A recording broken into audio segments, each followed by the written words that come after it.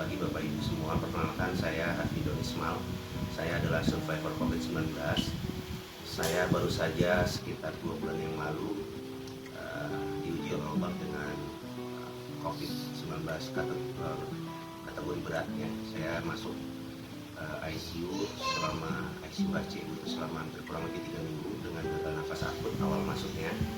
Dan alhamdulillah takdir Allah, rahman dan rahimnya Allah, saya alhamdulillah bisa selamat dan hari ini kondisi semakin membaik. Mohon izin saya memberikan testimoni terkait dengan COVID itu bukan aib dan bagaimana sikap terbaik kita. Saya merasakan, sebelumnya saya cerita kronologis dulu. Saya awalnya merasa demam tinggi selama 5 hari sampai 6 hari. Tetapi karena kebetulan istri saya dokter spesialis anestesi, tiap malam diinfus dengan obat paracetamol infus. Jadi malam panasnya reda, pagi saya beraktivitas lagi, kerja lagi, nanti sore demam lagi, malam demam lagi, dikasih paracetamol infus lagi. Nah, jadi saya nggak ke rumah sakit untuk screening COVID. Nah, hari ke-6 saya baru mulai merasakan kehilangan penciuman atau anosmia. Nah, disitulah saya mulai curiga langsung saya ke rumah sakit untuk swab dan saya screening. Ternyata saya masuk waktu itu hari Sabtu siang jam 2:30 siang ke ruang isolasi. Ternyata malam sekitar pada Isya itu jam 8 jam 9 itu saya dilarikan ke ICU RSUP M Jamil. Waktu itu saya masuk di rumah sakit UNAN, rumah sakit pendidikan, kemudian dilarikan ke ICU RSUP dengan diagnosis gagal nafas akut atau ARDS berat dengan terkonfirmasi COVID positif.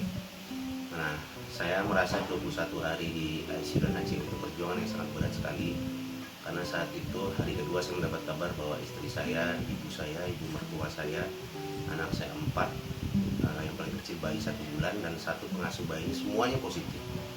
Tapi maha besar Allah, ternyata semua keluarga saya yang di rumah gejalanya ringan, jadi mereka bisa isolasi di rumah. Dan alhamdulillah pada saya 3 minggu ketiga istri saya alhamdulillah bisa menemani saya di ruang HCU karena istri waktu itu masih positif. Jadi oleh dokter diizinkan karena sama-sama positif bisa dalam satu kamar. Nah, di satu kamar ketika istri datang itulah mulai kondisi saya mulai naik, mental saya makin baik. Nah, kemudian semangat saya juga makin kuat karena juga ada pendampingan istri yang satu kamar, karena kebetulan istri juga masih positif COVID waktu itu. Nah, saya melihat bahwa sikap terbaik kita yang saya rasakan adalah bahwa memang betul bahwa di dalam Al-Quran itu Allah mengatakan bahwa Allah itu maha tahu apa yang akan terjadi di waktu depan, sementara kita hanya tahu berpikir pendek pada hari ini saja. Saat itu saya berpikir mungkin ini ujian azab buat saya atas dosa-dosa yang saya lakukan. Ternyata banyak karunia Allah yang saya rasakan hari ini gitu. Bagaimana setelah COVID ini saya lebih taat pada Allah, saya lebih ringan melaksanakan ibadah-ibadah kepada Allah, ibadah sunnah gitu, lebih konsisten gitu. Dan selama di ruang COVID itu saya sangat maksimal sekali untuk berzikir kepada Allah, zikrullah gitu, mengingat Allah. Dan saya selalu berpikiran positif bahwa Allah punya niat baik di balik ini semua. Dan kalaupun saya wafat dalam keadaan sebagaimana hadis Rasulullah, wafat di saat wabah itu adalah syahid gitu. Dan saya itu yang saya pikirkan selama di ruang ICU gitu. hanya ingat kepada Allah, kemudian saya berzikir kepada Allah dan terus berpikiran positif kepada Allah.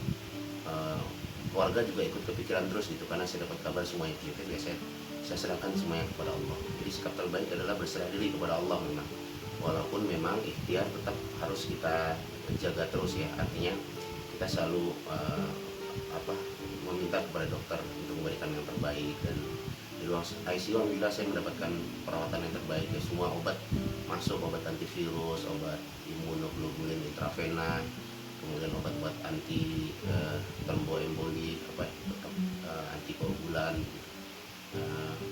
Pokoknya intinya saya diberikan ikhtiar yang maksimal oleh tim dokter.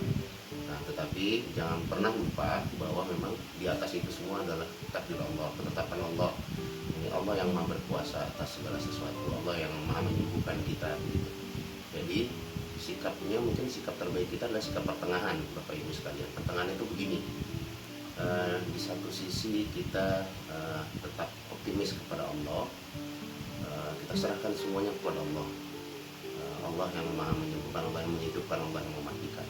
Tapi di sisi lain ikhtiar juga tetap kita lakukan ikhtiar maksimal begitu. Jadi saya waktu itu ditawarkan obat yang sangat mahal. Saya berpikir ya ini bagian dari ikhtiar, silakan dokter lakukan begitu. Insya Allah kita nanti pikirkan biayanya. Alhamdulillah saya juga mendapatkan obat itu akhirnya, dan saya rasakan sejak masuk obat itu memang ada kondisi perbaikan. Saya mulai hari ke-5 itu saya sudah mulai penciuman saya rasanya hari ke-5 atau ke-6 penciuman saya kembali, saya sudah mulai bisa membaui minyak kayu putih di ruang ICU. Tetapi memang nafas saya masih susah waktu itu, masih saya dipasang high flow nasal kanul atau optiflow. Nah jadi sikap terbaik sikap pertengahan, sikap antara pasrah kepada Allah juga tetap berikhtiar secara maksimal secara medis begitu. Nah begitu juga sahabat-sahabat atau Bapak Ibu yang saat ini mungkin diuji sakit, yang mungkin kondisinya tidak berat seperti saya kira sikap pertengahan ini penting ya. Pertama juga tetap berpikiran positif kepada Allah, karena semua yang datangnya dari Allah tidak pernah buruk, tidak pernah buruk. Saya merasakan itu, saya merasakan bahwa 2-3 minggu di ICU itu berat sekali, tapi ternyata saya merasakan indahnya setelah itu gitu. Itu Allah sayangi kepada saya, ada hikmah di balik itu yang saya dapatkan. Jadi semua yang datang pada Bapak Ibu sekarang adalah tidak pernah buruk, maka tetap berpikiran positif, tetap semangat begitu, dan jangan pernah sedikit pun ada lintasan pikiran buruk atau husnuzon kepada Allah. Nah jadi untuk Bapak Ibu yang diuji tetaplah bersabar. Nah sabar itulah nomor 1, sabar, tetapi sabar yang berserah diri kepada Allah dan ikhtiar maksimal. Kemudian Bapak Ibu yang belum kena misalnya, saya kira pelajaran saya bisa menjadi diambil pelajaran ya, cerita saya ini. Saya terlalu lama, 6 hari saya baru periksa ke rumah sakit, padahal saya sudah demam. Harusnya hari kedua, ketiga saya sudah periksa. Akibatnya saya jatuh dalam kondisi berat itu, cepat sekali. Siang masuk, malam saya sudah berat. Jadi artinya kalau Bapak Ibu sudah merasakan gejala, segera periksakan screening, nggak usah menunggu hasil swab. Ya swab betul, tapi swab itu kan hasilnya kadang-kadang 2 hari 3 hari, tapi tetap screening, periksa ronsen dada, periksa lab darah. Nah, saya ketika diperiksa masuk, wah saya sudah berat, ronsen dada saya udah putih semua. Kalau seandainya hari kedua demam waktu itu diperiksa, mungkin nggak langsung berat, saya langsung diintervensi obat begitu. Jadi Bapak Ibu kalau ada gejala langsung. Terus yang kedua, hikmah dari kisah saya ini, kalau terlalu lama kita tidak memeriksakan diri atau bahkan menolak, itu nanti yang dizolimi adalah keluarga kita, keluarga terdekat gitu. Bayangkan 5 hari saya ini ternyata semua keluarga saya kena.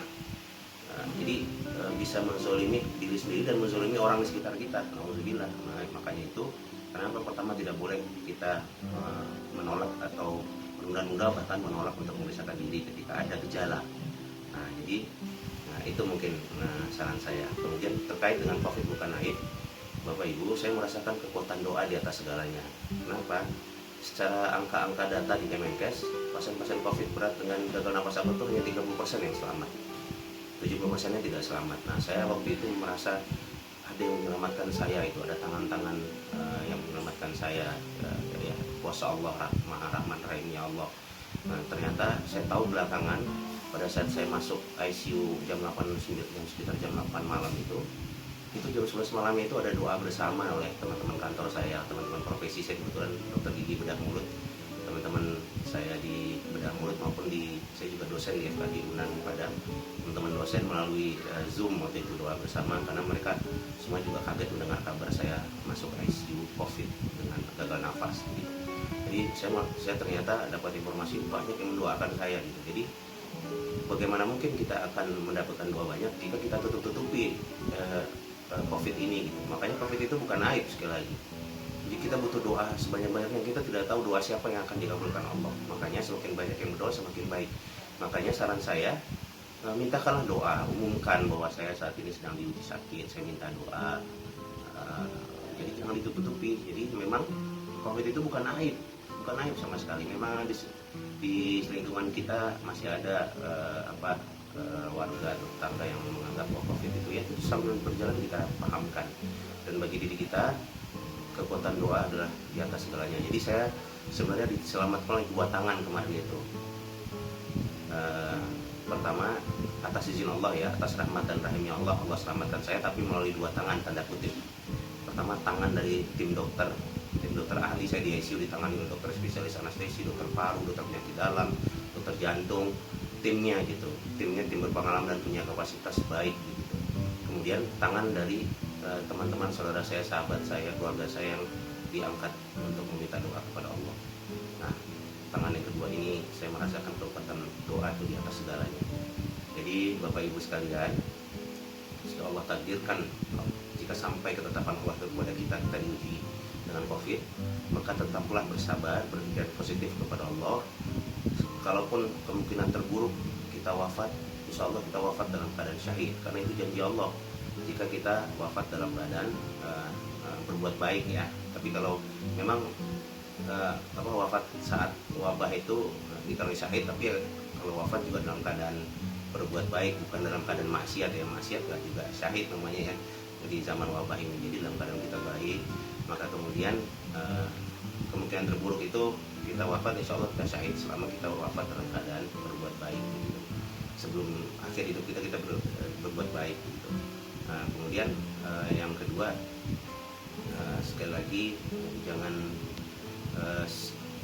biarkan ada pikiran positif buruk, kemudian bersabar, kemudian tetap mengupayakan yang maksimal dari sisi medis. Jadi jangan saran dokter sebaiknya jangan ditolak, semuanya ditolak begitu. Percayalah kepada dokter, tim dokter, insya Allah Allah berikan ilmu kepada tim dokter itu untuk itu gitu, menyelamatkan nyawa kita. Tapi sekali lagi Allah di atas segalanya. Nah, itu mungkin sikap terbaik kita Bapak Ibu sekalian ketika kita diuji dengan COVID, atau keluarga kita, sahabat kita diuji dengan COVID. Dan jangan lupakan kekuatan doa. Doa di atas segalanya. Mintalah doa dari siapapun orang gitu ya. Nah, dari siapapun, keluarga, sahabat, rekan kerja, kandidat dan seterusnya. Itu saja mungkin testimoni dari saya. Semoga kita semua dilindungi dari wabah, dari virus COVID ini, sehat semua, dan semoga Allah angkat segera wabah ini dari bumi kita ini, dari dunia ini. Amin ya rabbal alamin. Assalamualaikum warahmatullahi wabarakatuh.